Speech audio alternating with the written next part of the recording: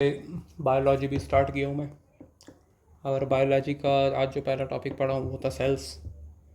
ठीक है, तो सेल्स के बारे में पहले थोड़ा बेसिक्स जान लेते हैं।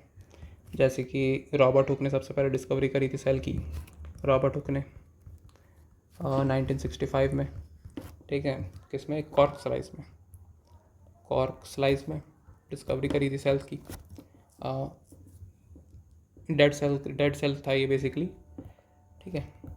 और Anthony van Leeuwenhoek Anthony van Leeuwenhoek, ये भाई साहब थे 1619 कहाँ से आ गए भैया, 1665 में ये थे। 1674 में इन्होंने लिविंग सेल की डिस्कवरी करी थी। लिविंग सेल किसमें, ऑनियन स्लाइस में, ठीक है। अब ऑनियन स्लाइस में करी है तो क्या होगा, वो प्लांट सेल होगा, ठीक है। तो अब इसको लिविंग सेल बोल के भी आ सकता है, प्लांट सेल बोल के भी आ सकता है। दोनों का आंसर होगा एंथनी वॉन लीवेनहॉक, ठीक। तो लीवेनहॉक भाई साहब ने बेसिकली स्पर्म की भी खोज करी थी। Also discovered sperms, protozoa and male gamete होता है ना, वो एक वो होता है, कुछ होता है यार, रिप्रोडक्शन से रिलेटेड होता है मेल गैमेट। ये तो हो गया। अब न्यूक्लियस की डिस्कवरी किसने करी थी, न्यूक्लियस की ये करी थी हमारे रॉबर्ट ब्राउन भाई साहब ने। रॉबर्ट ब्राउन ये करी थी 1831 में, ठीक। सेल थ्योरी है एक, सेल थ्योरी क्या कहती है, तो ये कहती है कि हर सारे लिविंग ऑर्गेनिज्म सेल से मिलके बने हुए हैं। ये दी थी शेल्डन और स्वान ने। शेल्डन ने दी थी 1938 में। 19 कहाँ से आ जाता है यार, 1938 में। और श्वान ने दी थी 1839 में। सेल थ्योरी से रिलेटेड एक वर्चो करके आदमी था,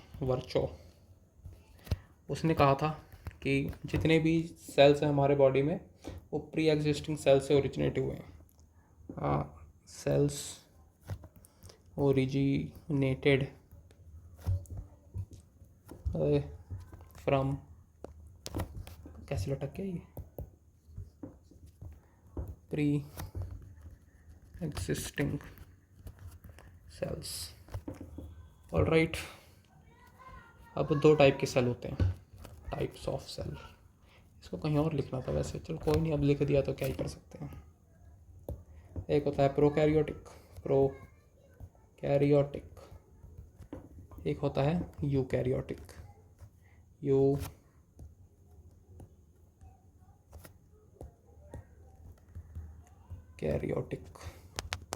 सेल्स।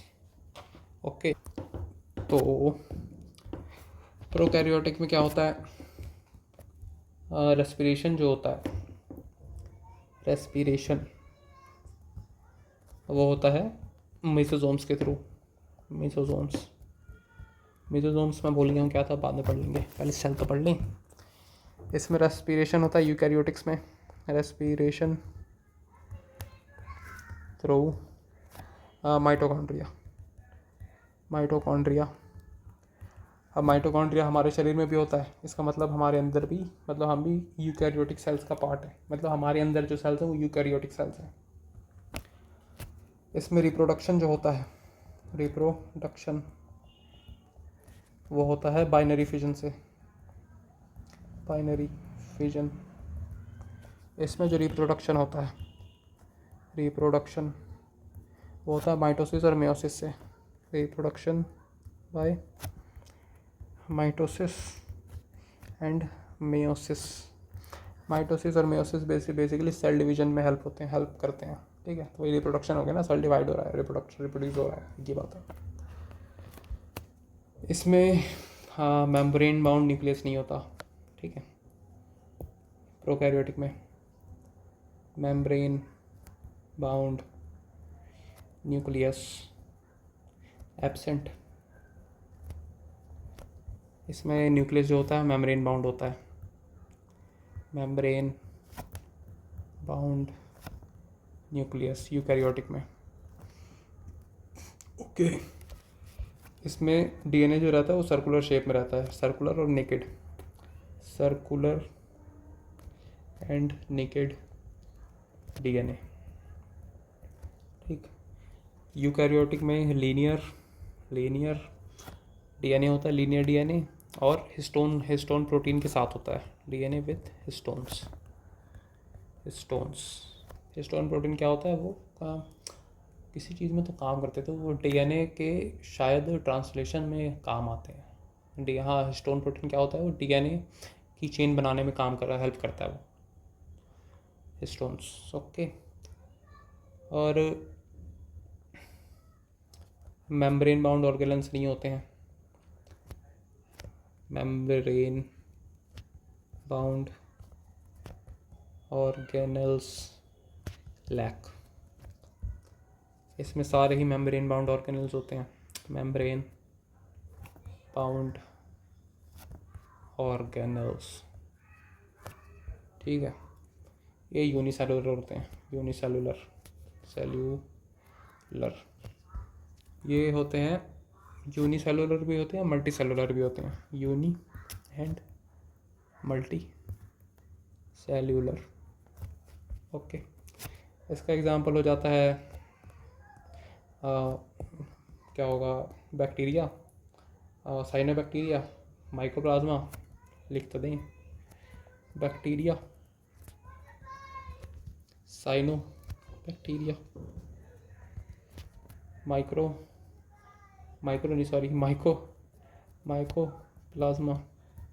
माइकोप्लाज्मा होता है सबसे छोटा cell, mycoplasma is the smallest living cell, mycoplasma. और एक आर्किया होता है, आर्किया, यस। इसके एग्जांपल क्या क्या होते हैं, ये होता है प्लांट सेल हो गया, एनिमल सेल हो गया, फंजाई हो गया, प्रोटोजोआ हो गया, पंजाई थोड़ी होता, प्रोटोजोआ हो गया, ये आ जाते हैं इसमें। ठीक है, और इसमें राइबोसोम जो होता है, स्मॉल राइबोसोम होता है प्रोकैरियोटिक्स में, राइबोसोम्स आर स्मॉल। ठीक है, 70 साइज होता है राइबोसोम का, वो इसमें होता है। Ribosomes are large. इसमें ATS होता है, ATS 70-80, याद जाएगा इजी से। ऑल राइट, अब ये तो हो गया, अब आ जाते हैं सेल ऑर्गेनल्स पे। इसके बगल में लिखते हैं भाई सेल ऑर्गेनल्स।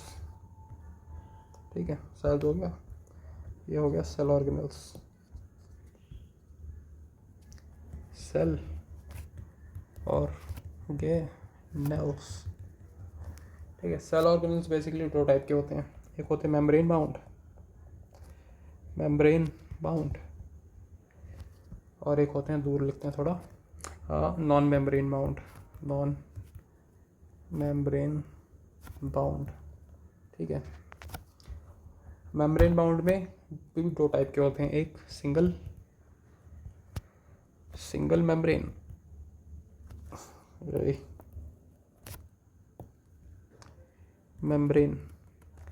एक होते हैं डबल मेम्ब्रेन। ठीक है, अब इसमें कौन कौन से आते हैं देखते हैं। सिंगल मेम्ब्रेन में आते हैं सबसे पहले वैक्यूल्स। ठीक, वैक्यूल्स बेसिकली प्लांट सेल के अंदर होते हैं। ठीक है, इसी में भी लिखते जाते हैं ना भाई। ठीक है, तो वैक्यूल जो होता है सिंगल लेयर होता है, इसका जो सिंगल लेयर होता है उसको टोनोप्लास्ट बोलते हैं, सिंगल लेयर कॉल्ड टोनोप्लास्ट। ठीक, एनिमल में स्मॉल साइज में होता है, स्मॉल साइज इन एनिमल्स, और प्लांट सेल में बेसिकली लगभग कितना 30% शायद एरिया कवर कर लेता है, large in plant cells. Large in plant cell. Right, आ गया। डिस्कवर किसने किया था? Discovered by Spallanzani, by Spallanzani. इसका मैं ईयर भूल गया हूँ, बाद में लिख लेंगे, देख लेंगे, इसी बहाने रिवीजन करने के लिए वापस तो आ जाऊँगा। बाय स्पेल्जीनी। और ये बेसिकली एसिडिक पीएच मेंटेन करता है सेल का, maintains acidic pH. Waste material को आइसोलेट कर देता है ये, isolates waste material, isolates waste material. Okay, vacuoles हो गया। फिर होता है लाइसोसोम्स। लाइसोसोम्स बेसिकली इसको वो बोलते हैं कि क्या तो बोलते हैं, मतलब ये सेल की बेसिकली सुसाइड में ऐसा कुछ था। क्या था, एक मिनट सोचने दो। हाँ, बेसिकली इसको बोलते हैं suicide backs of cell.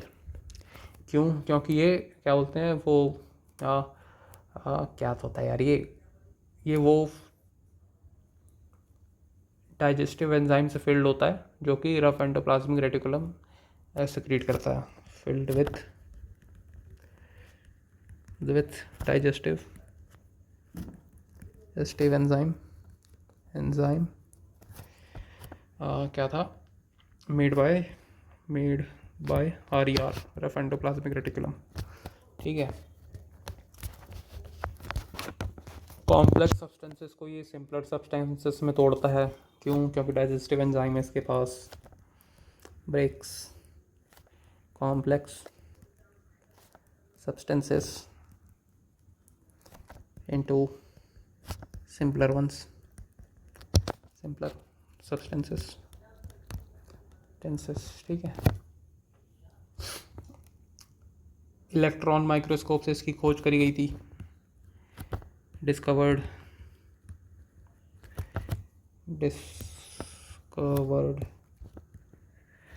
Bye electron microscope.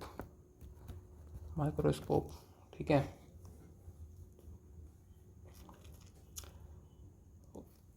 ये लाइसोसोम्स होते हैं, वो वेस्ट डिस्पोजल सिस्टम होते हैं किसी भी सेल के। They are waste disposal system of the cell. Basically क्या होता है कि अगर कोई फॉरेन एलिमेंट आ जाता है ना सेल के अंदर, तो लाइसोसोम्स चाहता है उसको कैप्चर कर लेता है और उसको डाइजेस्ट कर देता है। ठीक है। और इसको सुसाइड बैग्स इसलिए बोलते हैं क्योंकि कभी कभार क्या होता है कि ये फट जाता है, मतलब किसी कारणों से, तो जिसके अंदर जो डाइजेस्टिव एंजाइम होते हैं ना, वो सेल के अंदर की चीज़ों को डाइजेस्ट करने लग जाते हैं, जिसके कारण सेल की डेथ हो जाती है। इसलिए इसको सुसाइड बैग्स भी बोलते हैं। खतरनाक चीज़ है वैसे। जस्ट इमेजिन तुम्हारे शरीर के सारे सेल के अंदर के लाइसोसोम्स फट गए। गलत ही सिस्टम हो जाएगा भाई। ओके, लाइसोसोम्स हो गया। और क्या था? लाइसोसोम्स के बाद आ गया सिंगल मेम्ब्रेन में गोल्जी अपैरेटस।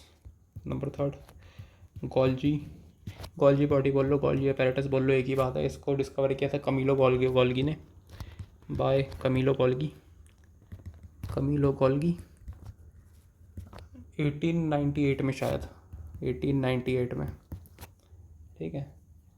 ये प्लांट सेल में भी होता है, also found in plant cell. Alright. और सिंगल लेयर की एक सिस्टर्ने होती है इसमें, इसको डिक्टियोसोम्स बोलते हैं। सिस्टर्न में अंदर स्ट्रक्चर होता है, मतलब गोल्गी बॉडी के मतलब ऐसा कुछ बना रहता है, गोल्गी बॉडी इस टाइप के कुछ होते हैं। ठीक है।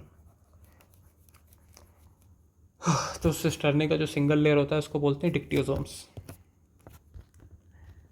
सिंगल लेयर ऑफ सिस्टर्ने इतना, हाँ, is called डिक्टियोसोम्स।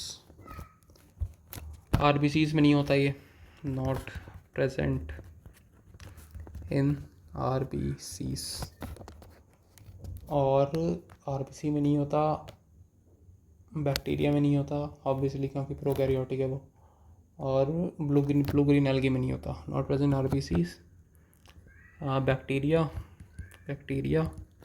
एंड नीला हरा एल्गे। ठीक है, गोल्गी अपैरेटस हो गया। फिर आ जाता है हमारा चौथा, 4 ही थे इसमें, एंडोप्लाज्मिक रेटिक्यूलम। बेसिकली ये 2 टाइप के होते हैं, स्मूथ एंडोप्लाज्मिक रेटिकुलम और रफ एंडोप्लाज्मिक रेटिकुलम। रफ क्यों? क्योंकि इसमें राइबोसोम्स चिपके होते हैं इसके अंदर। ठीक है, इसको डिस्कवर किया था एंडोप्लाज्मिक रेटिकुलम को बाय, क्या था नाम था उसका, 3 लोग थे, क्लॉड, फुलम और फॉटर। क्लॉड, फुलम और फॉटर, मतलब ऐसे फुलहम होगा या फुलम होगा पता नहीं, मतलब ये तीनों थे, CFF या FCF, जो भी जैसे भी याद कर लो। 1945 में इसकी खोज करी गई थी। स्मूथ एंडोप्लाज्मिक रेटिकुलम में क्या होता है, इसमें राइबोसोम एब्सेंट होता है। राइबोसोम बेसिकली प्रोटीन फैक्ट्री होती है जो प्रोटीन सिंथेसाइज करती है। ये लिपिड फॉर्मेशन करता है ये smooth endoplasmic reticulum, lipid formation, और हेल्प्स इन डिटॉक्सिफिकेशन। मतलब इसके अंदर कोई एंजाइम होता है, बाद में लिख दूंगा, मैं भूल गया हूँ अभी, जो कि डिटॉक्सिफिकेशन करने में हेल्प करता है। रफ में क्या होता है, राइबोसोम प्रेजेंट होता है, इसी के कारण इसको प्रोटीन फैक्ट्री बोलते हैं। प्रोटीन फैक्ट्री क्योंकि प्रोटीन प्रोड्यूस करता है, सिंथेसाइज करता है, जो बोल लो, फैक्ट्री। ठीक है, ये हो गया स्मूथ एंडोप्लाज्मिक। 4 हो गए टोटल, इसमें 4 थे, ये थे सिंगल मेम्ब्रेन। अब डबल मेम्ब्रेन में 3 है, न्यूक्लियस है, माइटोकॉन्ड्रिया है और प्लास्टिड है। तो पहले आ जाओ न्यूक्लियस में। तो न्यूक्लियस का तो बता ही दिए थे कि रॉबर्ट ब्राउन ने खोज करी थी। ठीक है, तो न्यूक्लियस जो होता है बेसिकली 10% ऑफ टोटल सेल का होता है। 10% ऑफ टोटल सेल इतना बड़ा होता है ये। डबल लेयर होती है इसमें, लिख ही दिया डबल लेयर। ठीक है, आरबीसी में प्रेजेंट नहीं होता ये, not present in RBC. Red blood cell, इसके मेम्ब्रेन में ना पोर्स होते हैं जो कि क्या बोलते हैं, मटेरियल्स के आदान प्रदान में इसकी हेल्प करते हैं। वो तो लिखने की ज़रूरत है नहीं, याद ही लिख देते हैं यार। क्या था, मेम्ब्रेन हैज़ पोर्स, थोड़ा आगे कर देंगे उसको, नॉन मेम्ब्रेन वाले को। Membrane has pores which allow transfer of material,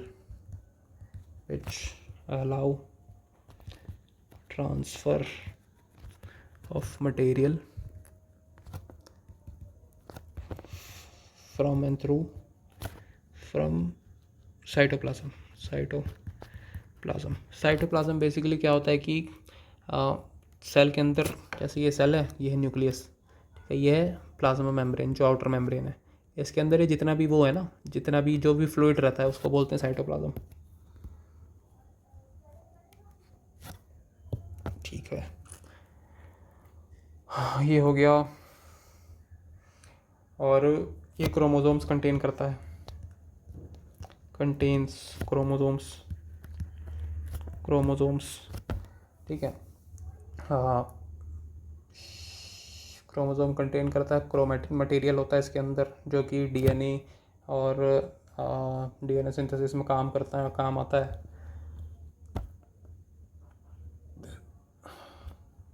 chromatin material होता है, ऐसे ही लिख देते हैं, क्रोमैटिन मटेरियल। बाकी तो याद ही है, पूरे टाइम जो थ्योरी थोड़ी लिखना है यहाँ पे बैठ के। ठीक है, ओके, ये हो गया। और क्या था इस, और तो कुछ था नहीं, ठीक है। न्यूक्लियस हो गया।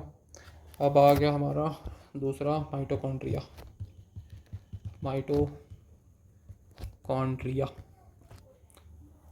माइटोकॉन्ड्रिया की खोज करी थी रिचर्ड ऑल्टमैन ने, बाय रिचर्ड ऑल्टमैन। ठीक है। और ये क्या होता है, ये बेसिकली प्रोकैरियोटिक सेल होता है within a eukaryotic cell, क्योंकि माइटोकॉन्ड्रिया के पास अपना खुद का एक डीएनए होता है, ठीक। इसलिए इसको बोलते हैं has its own DNA, that's why called prokaryotic cell within a eukaryotic, ठीक है। प्रोकैरियोटिक क्यों बोलते हैं, eukaryotic cell within a eukaryotic क्यों नहीं बोलते, तो इसलिए क्योंकि माइटोकॉन्ड्रिया न्यूक्लियस लैक करता है। उसमें क्या होता है, न्यूक्लियोइड रीजन होता है, मतलब एक जहाँ पे न्यूक्लियस नहीं होता ना, प्रोकैरियोटिक सेल में न्यूक्लियस नहीं होता, वहाँ पे एक न्यूक्लियस बाउंड रीजन होता है जिसको न्यूक्लियोइड बोलते हैं, तो वो भी माइटोकॉन्ड्रिया के अंदर होता है, इसलिए इसको प्रोकैरियोटिक सेल बोलते हैं। Prokaryotic cell within eukaryotic cell, ठीक है। इसके अंदर खुद का डीएनए होता है, वो तो लिख दिया। एक ऑक्सीमोंड स्पीशीज़ होती है, ऑक्सीमोंड स्पीशीज़, इसके अंदर माइटोकॉन्ड्रिया नहीं होता, लैक माइटोकॉन्ड्रिया,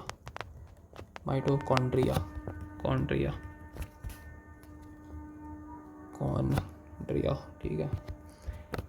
तो जैसे कि स्पीशीज़ है, तो ऑक्सीमोंड स्पीशीज़ क्या है, बेसिकली यूकैरियोटिक स्पीशीज़ है, तो ये ओनली यूकैरियोटिक स्पीशीज़ है या फिर यूकैरियोटिक ऑर्गेनिज्म है जिसके अंदर माइटोकॉन्ड्रिया नहीं होता। ये रिस्पॉन्सिबल होता है रेस्पिरेशन के लिए, रेस्पॉन्सिबल फॉर सेल्यूलर रेस्पिरेशन, दोनों टाइप के, बोथ एरोबिक और anaerobic, aerobic and anaerobic. Aerobic वो होता है जो कि ऑक्सीजन के प्रेजेंस में होता है, और एनारोबिक वो होता है जो कि बहुत ही कम ऑक्सीजन के प्रेजेंस में होता है, मतलब लैक ऑफ ऑक्सीजन रहता है वहाँ पे। ऑलराइट, ठीक है। माइटोकॉन्ड्रिया इतना ही था। अब और था हमारा तीसरा और आखिरी double membrane bound cell organelle, plastids.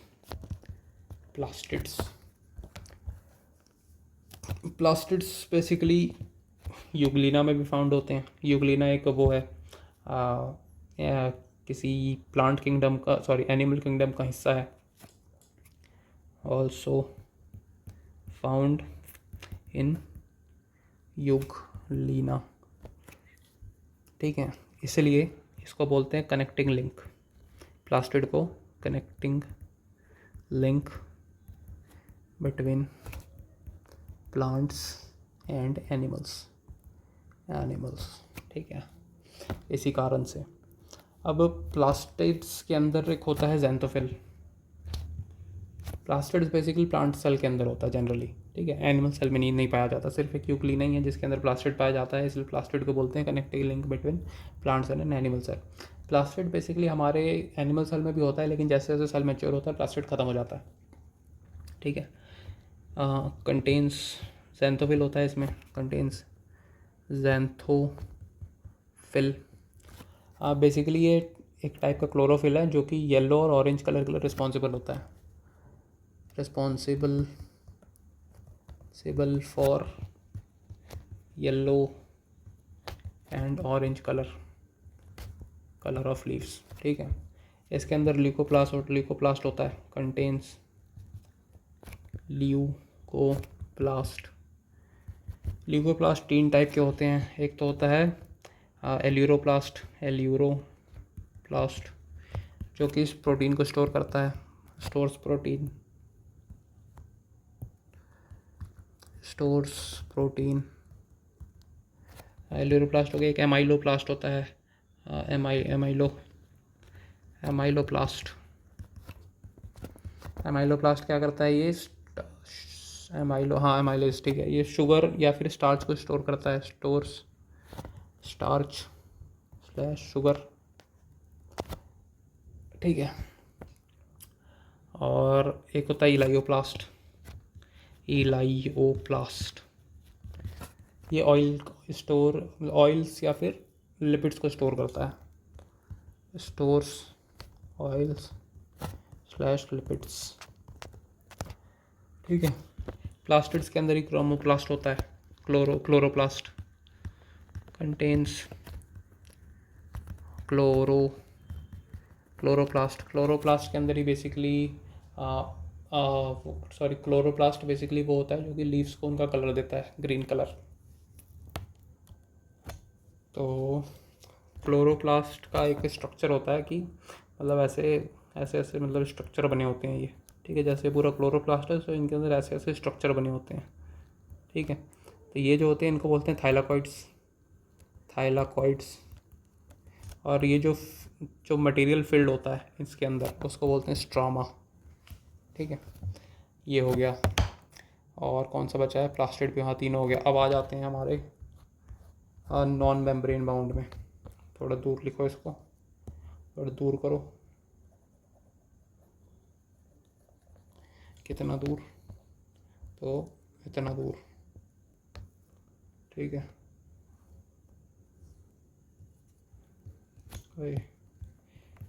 Non membrane bound organelles, ये बेसिकली 3 टाइप के होते हैं। एक होता है राइबोसोम, एक होता है साइटोस्केलेटन और एक होता है सेंट्रियोल, ठीक है। तो राइबोसोम क्या होता है? Ribosome, right. Ribosome basically protein factory होती है, जब अभी बताया था थोड़ी देर पहले, प्रोटीन फैक्ट्री। राइबोसोम वही जो रफ एंडोप्लाज्मिक रेटिकुलम के बॉडी में लगा रहता है, प्रोटीन फैक्टोरी, ठीक है। इसका खुद का आरएनए होता है, has RNA mRNA, basically mRNA messenger RNA contain करता है ये दोनों राइबोसोम दोनों ही प्रोकैरियोटिक और यूकैरियोटिक सेल में होते हैं। क्यों? क्योंकि प्रोटीन की दोनों को ज़रूरत होती है। Found in both pro and eukaryotic cell, ठीक है। और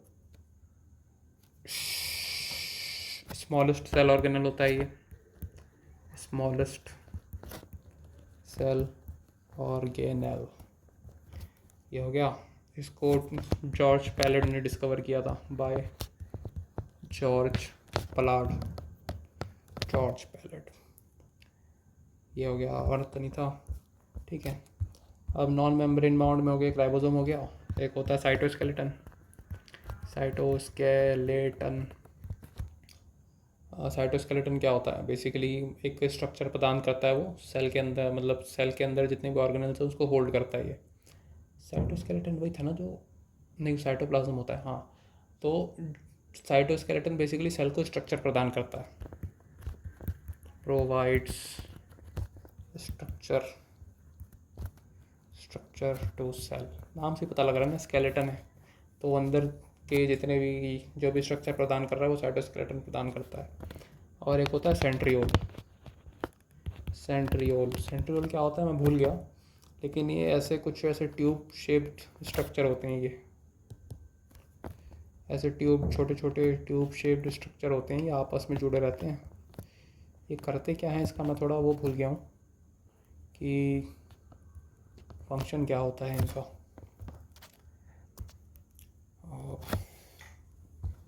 अब भूल गए भाई, तो क्या ही कर सकते हैं, याद ही नहीं आ रहा। सेंट्रियोल क्या करता है, ये किस चीज़ में काम आता है?